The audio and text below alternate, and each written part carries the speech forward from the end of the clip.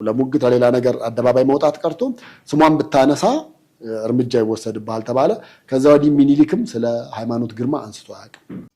አይኔን በጩቤ ተወጋው በጉልበት ቅምጥ ሆንኩኝ ሃይማኖት ግርማ። አይኔ ራሱ ማየት አይችልም ነበር ነው ያለችው። አይኔ ማየት አይችልም፣ ፊቴም እንደዛ ሆኖ መውጣት ራሱ ከብዶ የነበረ በፊት የሚያውቋት። ግለሰቡ ንግግሩን ቀጥሏል። ድምፃዊ ሃይማኖት ግርማ ከዓመታት በኋላ ያልታሰበ ሚስጥር አውጥታለች። በሴትነቷ በውበቷ በደል እንደደረሰባት ገልጻለች። ብዙ በደልና ግፍ እንደደረሰባት የተናገረችው አርቲስቷ አይኗን ጭምር በጩቤ ተወግታ የማየት ችግር ውስጥ እንደገባች በሰጠችው መግለጫ አሳውቃለች። ሃይማኖት ግርማ ስሜታዊ ሆና ይህንን በመናገሯ ብዙዎችን አስገርሟል። ሃይማኖት ግርማ ከመግለጫው በኋላ ደግሞ የተናገርኩት ንግግር የልጆቼን ስነ ልቦና የሚጎዳ በመሆኑ እጅግ አዝኛለሁ ስትልም ተናግራለች። አይኔን በጩቤ ተወግቻለሁ በማለት መግለጫ ከሰጠች በኋላ ስሜታዊ ሆኜ መናገር የሌለብኝን ነገር በልጆቼ ፊት መናገሬ ጸጽቶኛል ስትል ለብስራት ሬዲዮ ተናግራለች። ሃይማኖት ግርማ ለዓመታት በባርነት ውስጥ እንደገባች የገለጸችው አዲስ አልበም ለማስመረቅ በዝግጅት ላይ ሳለች ነው። በእኔ ውበት የሚቀና በእኔ ቁንጅና የሚቀና ግለሰብ አይኔን በጩቤ ወግቶ በውበትሽ ስለምትመኪ እቤት ቁጭ ማለት አለብሽ በማለት ወቅቶኛል ስትል ክስ አቅርባለች። ላለፉት 12 ዓመታት ሙዚቃ እንዳልሰራ በሙዚቃ ስራዎች ላይ እንዳልሳተፍ ያደረገኝ ጾታዊ ትንኩሳ ቤት ውስጥ ስለሚፈጸምብኝ ነው ብላለች። ማን ነው የሃይማኖት ግርማን አይን በጩቤ የወጋው? ማን ነው ከቤት እንዳትወጪ ብሎ ፊቷ እንዲበላሽ በማድረግ በማንነቷ እንድታፍር ከሰው ጋር እንዳትቀላቀል ያደረጋት የሚለውን ጉዳይ በግልጽ አላስረዳችም። ሃይማኖት ግርማ ግን ከልጆቿ አባት አንደኛው ላለፉት 12 ዓመታት በቤት ውስጥ እየጨቆነ እንድትኖር እንዳደረጋት ገልጻለች። የሃይማኖት ግርማ ነገር ብዙዎችን እያወያየ ይገኛል። ማን ነው ጾታዊ ጥቃት ያደረሰባት? ማን ነው የሚደበድባት? ማን ነው ከቤት እንዳትወጣ በማድረግ ወሲባዊ ባርነት ውስጥ እንድትገባ ያደረጋት የሚለውን በይፋ አልተናገረችም። እሷ ግን እዚህ ላይ ለመናገር የሚከብድ ብዙ ሰብአዊ ጥፋት ደርሶብኛል በማለት ሾላ ድፍን የሆነ ንግግር አድርጋለች። ከሙዚቃም ለዓመታት እንዴት ራቅሽ ተብላ በሙዚቀኞች ስትጠየቅ አይኔ ላይ በጩቤ ተወግቼ ነበር፣ ለብዙ ጊዜ ከሙዚቃ የራኩት የሚል ምላሽ ሰጥታለች። አይኗ ከመጥፋት ሄዳነውም የሱዳን ሙዚቀኞች ሕክምና እንድትወስድ እገዛ ስላደረጉላት እንደሆነ ገልጻለች። ሃይማኖት ግርማ ከ12 ዓመት ቆይታ በኋላ የአልበሟ ምርቃትን በማስመልከት ከልጆቿ ጋር በመሆን በውሃንሳ ሬስቶራንትና ማዕድ ለጋዜጠኞች መግለጫ የሰጠች ሲሆን ጅንኑ የተሰኘ አዲስ አልበም ብዙ አንጋፋና ወጣት የሙዚቃ ባለሙያዎች የተሳተፉበት ነው ብላለች። የሃይማኖት ግርማ አዲስ አልበም ከመለቀቁ በፊት ጾታዊ ጥቃት ደርሶብኛል በማለት መናገሯ ጾታዊ ጥቃት ያደረሰባትን ግለሰብ ከመናገር መቆጠቧ ብዙዎችን እያስገረመ ይገኛል። ሚኒሊክ ዘለቀ የተሰኘው የቀድሞ ባሏ ስለ ሃይማኖት ግርማ በጻፈው መጽሐፉ ምን ብሏል የሚለውን ጉዳይ እዚህ ላይ እንመልከት። የሃይማኖት ድብቅ የፍቅር ታሪክ ከኡማ ሂሬ መጽሐፍ። አብረን እንተኛ አብረን እናሳልፍ አልኳት። ሲያው እንዲያውቅብኝ አልፈልግም አለች። ምን ችግር አለው አልኳት። በእንዲህ አይነት ሁኔታ ማንም እንዲያውቅብኝ አልፈልግም። ንግግሯ ጥቂት ቅር አሰኘኝ። ከህልም ወደ እውን ከሚታይ ወደሚዳሰስ ከመጎምጀት ወደ መቅመስ ያሸጋገርኩትን ፍቅር መልሳ ወደ አጠራጣሪ ሁኔታ ከተተችብኝ መሰለኝ። ይህን ፍቅር ማጣት ከገባውበት አዲስ ዓለም መውጣት አልሻም። ሃይማኖት የኔ የዘላለሜ የመጨረሻዬ መሆን አለባት። ድብቅ ፍቅር ከሃይማኖት ግርማ ጋር። የወሲብ ጣዕም ያለው ከፍቅር በስተጀርባ እንደሆነ የተረዳሁበት ዕለት ነበር። የሃይሚ ገላ ከእንግዲህ የኔ ገላ የማዝበት ነው ብዬ አስብ ነበር። ከወሲብ በኋላም ቢሆን ይህን መብት አላገኘውም። በምዕራብ ጠልቃ በምስራቅ ዳግም እንደምትወጣ ፀሐይ እሷ የነበረኝ ስሜት ጉልበቱ ጨምሮ ገዘፈብኝ። ልብሷን በመለባበስ ላይ ሳለች ያ የማር ወለላ የመሰለው ገላዋ ወደ ቀድሞ አብረከራኪነቱ ተመለሰብኝ። እንዴት ትክ ብዬ እንኳን ልመልከተው። ሃይሚ ፊቷን በስጋት አተረማምሳ እስኪ ስልኬን ስጠኝ አለችኝ። ድምፁን አጥፍቼዋለሁ እኮ ተደውሎልኝ ይሆን? በተለይ ከክለብ። ወይኔ ጉዴ! ለምን የሞባይል ድምጿን እንዳጠፋችው እያምሰለሰልኩ ፍራሽ ላይ ወዳለው ሞባይል አተኮርኩ። ተደውሎላት ያልተነሳ ብዙ ስልክ አለ። የስልኳን ድምፅ ያጠፋችው አልጋ ላይ በነበርንበት ሰዓት እንዳንረበሽ ስለፈለገች ነው። በፍቅራችን መካከል የሌሎች ሰዎችን ጣልቃ ገብነት አትሻም። ታዲያ ለምን እኔ እንደዛ አላደረርኩም? ስልኳን ስሰጣት ወይኔ እያለች መጣደፍ ጨመረች። ሳናውቀው ረፍዶብናል፣ ቶሎ በል እንውጣ። በዚህ መካከል አሁን የኔ ስልክ አንቃጨለ። አፈርኩ። እሷ እንዳንረበሽ ስልኳን ማጥፋቷ እኔን ግድ የለሽ አስመሰለኝ። ሳነሳው ጠበቅ ያለ ግንኙነት ያለን ጓደኞቼ ነበሩ። 2 እህትማማቾች፣ ሌሎች 2 የአክስት ልጆቻቸው፣ በአጠቃላይ 4። ስልክ እየተቀባበሉ ማውራት ይወዳሉ። ሃሎ አልኳቸው። የት ነህ? ዛሬ ለመዝናናት ልንወጣ ነው፣ አብረህኑን። አልችልም። ለምን? መኪና የለኝም፣ ጋራዥ ገብታለች እያልኩ ወደ ሀይሚ ስመለከት በግንባሯ ማናት አለችኝ። በመዳፌ ቆይ እነግርሻለሁ አልኳት። ሚልዬ መገናኘት አለብን፣ እኛ ካላንተ። ድምፅ ተቀይሯል። ከትምህርት ቤት ጀምሮ ጓደኛሞች ስለነበርን ማን እንደሚያናግረኝ በድምፅ ብቻ መለየት አይከብደኝም። መኪና ስለምንይዝ እኛ ቤት እንመጣለን። በቃ እኔ ክለብ ድረስ እመጣለሁ። ተቀጣጠርን። ስልኩን ከዘጋው በኋላ አውቄ ሀይሚ በድጋሜ እስክትጠይቀኝ ጠበቅኳት። ማናት? አንድ አይደለችም፣ ብዙ ናቸው ጓደኞቼ። ወደ መኪናው እያመራን አጫወትኳት። መንገድ ላይ ያ የተለመደ ጭንቀቷ መጣ። በእናትህ እኔ የምሰራበት ናይት ክለብ እንዳትመጡ። ለምን? የሚታወቅብኝ ስለሚመስለኝ። ከጓደኞች ጋር ያለህን ቀጠሮ ሌላ ክለብ አድርገው። አሁንም ተጨባጩ ፍቅሬ፣ ፈር የያዘው ፍቅሬ አጠራጣሪነትን ወደ ተሸጋገረ መንገድ የሄደ መሰለኝ። እሞክራለሁ አልኳት። እሞክራለሁ ገረመመችኝ። ፍቅሬ ወደ ክለቡ ጋር ለመድረስ ጥቂት ሲቀረን መኪናውን ለእሷ ሰጥቻት ከጓደኞቼ ጋር ተደዋውዬ ተቀላቀልኩ። ኃይልዬ ናይት ክለብ ነበር። ጓደኞቼ ሌላ ቤት መሄድ አልፈለጉም። የናይት ክለብ መዝናናት እምብዛም አማራጭ የለውም። ሁሉም መሄድ የሚፈልገው በቅርቡ አልበም ለቆ የገነነው ድምፃዊ ወዳለበት ነውና። እዛ ቆሜ እንዳለው ነበር ሀይሚ ተራዋ ደርሶ ወደ መድረክ የወጣችው። እየዘፈነች ድንገት ስታይኝ ድንግርግር አላት። ጉድፈላ። የጀመረችውን ዘፈን መቀጠል ተሳናት። ተደነቃቀፈች። ግጥሞች አልመጣ አሏት። በጣም ነበር የደነገጥኩት። ራሴን ወቀስኩ፣ ረገምኩ። ከቁጣ ጋር ጓደኞቼን እያካለብኩ ይዣቸው ወጣው። ወዲያው ስላልደፈርኩ በማግስቱ ነበር የደወልኩላት። ስልኳ አይነሳም። ደገምኩ። ያው ነው። ምናልባት ስልኬን አይታ ራሷ ትደውላለች በሚል ተስፋ ቆየው። አልደወለችም። ስደውልም አይነሳም። መሽቶ ነጋ። የለችም። እግዚአብሔር አሳይቶ ሊነሳኝ አያደርገውም። ጓደኞቼን ረገምኩ። ምነው እግሬን በቆረጠው አልኩ። በግምት ከምሽቱ 3 ሰዓት አካባቢ ስደውል አነሳች። በረጅሙ ተነፈስኩ። ለምን ስልክ አታነሽም? አቦ ስላላየሁት ነው፣ ቁጣ ብላውታል። ባለፈው ክለብ አትግባ ብዬህ ለምን ገባ? ጓደኞቼ መውጣት አልፈለጉም ነበር። እኔ ደግሞ ለምን መውጣት እንዳለባቸው ምክንያቱን መንገር ከበደኝ።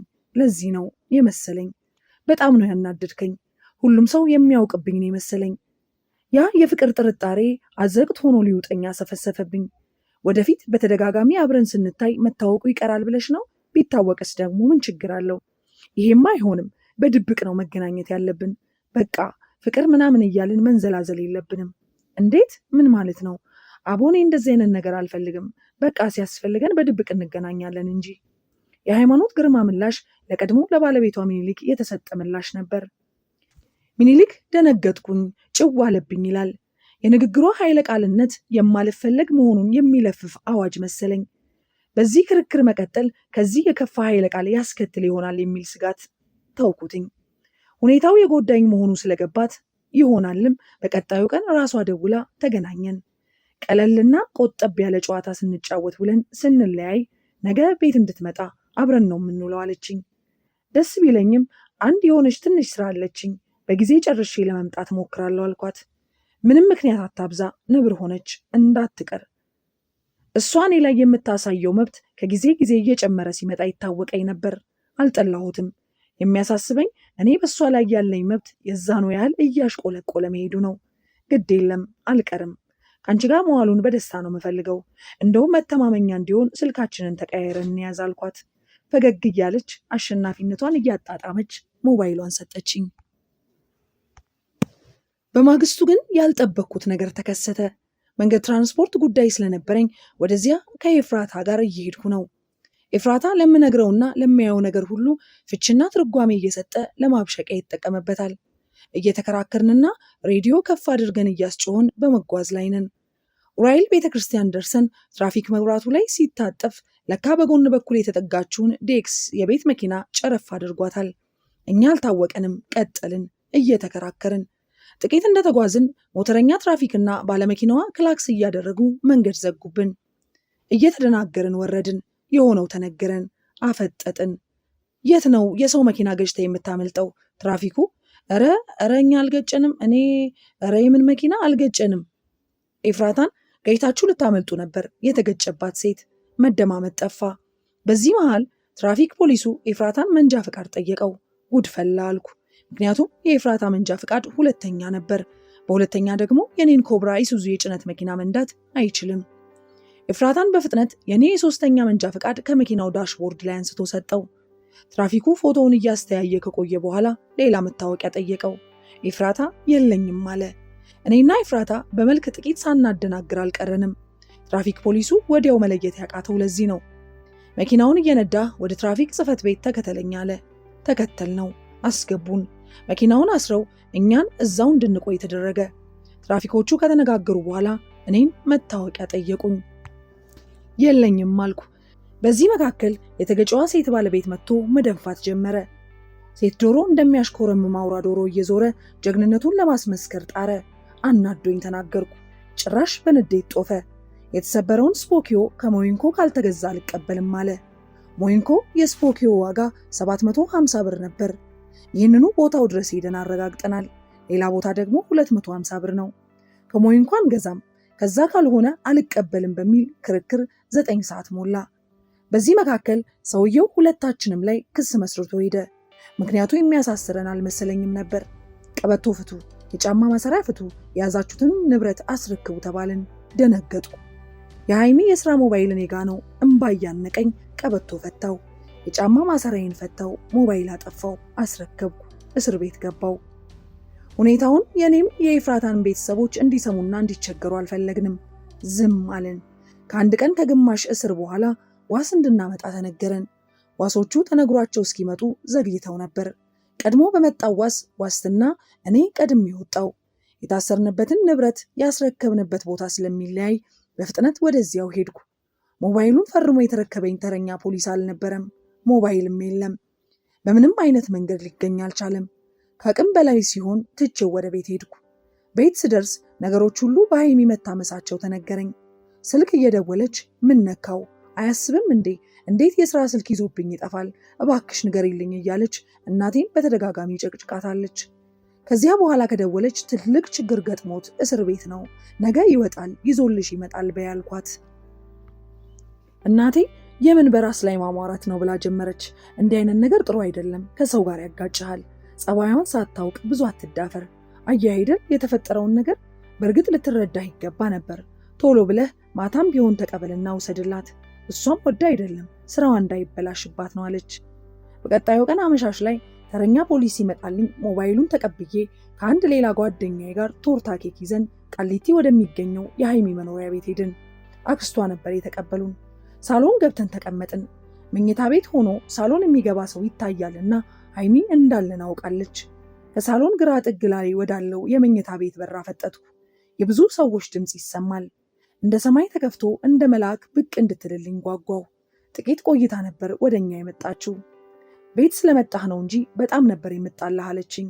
እያስተዛዘንኩ ስለታሰርኩ ብዬ ስጀምር እኔን አይመለከተኝም፣ አንተ በስራ ትታሰራለህና እኔ ስራ መበላሸት አለበት ብላ ወደ መኝታ ክፍሏ በመግባት የኔን ሞባይል አመጣችልኝ። ያው ያንተ ሞባይል መለሰችልኝ። ተጫወቱ ጓደኞቼ ስላሉ እኔ ወደ ውስጥ ልግባ ብላ ተመልሳ ገባች። በጣም አፈርኩ፣ ተሸማቀቅኩ። ጓደኛዬን ቀና ብዬ ለማየት አልደፈርኩም። ሃይሚ ብዙ ቆይታ መጣች። እኛም ለመሄድ ተነሳን። ለአመል ያህል ለምን አትጫወቱም አለች። ከማጋር አልኩ በተከፈተችው ቀዳዳ እያሾለኩ። አንቺ እንደሆነ ጣል ጣል አድርገሽናል። አይ እባክህ ደግሞ ጓደኞቼ ይወቁብኝ እንዴ? መኝታ ክፍል የነበሩት የስራ ባልደረቦቿን ለማለት እንደሆነ ገባኝ። ያ የፍቅሬን ለጋገላ የሚመታው የጥርጣሬ ተምች ማወቃቸው ምን ችግር አለው? እኔ አልፈልግም። እሺ ለማንኛውም እንደዋወል። ተለያየን። የፍቅር ግንኙነታችን የጥርጣሬ ምህዋር ላይ መሽከርከሯን ቀጥላለች። አዘውትረን እንገናኛለን። በተለይ ከቀኑ 11 ሰዓት በኋላ ከቤት ይዣት እንደወጣ ትደውልልኝና ስራ መግቢያ ሰዓቷ 4 ሰዓት እስኪደርስ መኪና ውስጥ ቁጭ ብለን ስናወራ እንቆያለን። ሃይሚ ብቻዋን ስትሆን ለስላሳ መሬቴ ነች። አንድ ሰው ሲታከል ነው አሳዳጅ አውሬ የምትሆንብኝ። ብቻችንን ስንሆን ጊዜው አጭር፣ ንግግሩ ጣፋጭ፣ የወደፊት ህይወታችን ብሩህ ነው። ያቺ ነጣጣይዋ 4 ሰዓት ከተፍ ስትል ቅር ቅር እያለኝ የምትሰራበት ቦታ ድርሻት በኮንትራት ታክሲ ወደ ቤት እሄዳለሁ። አንድ ቀን መኪናዋ ውስጥ ቁጭ ብለን ሻይ ቡና እያልን ስንጫወት ስለ ራሴ ስራና ህይወት እንድነግራት ጠየቀችኝ። እውነት የሆነውን ሁሉ አልቀረም፣ አንድም ሳላስቀር ነገርኳት። ሳስታውሰው ደስ የሚለኝና የሚያስከፋኝን ሁሉ ነገርኳት። ክፍል 2 ታሪኩ ይቀጥላል።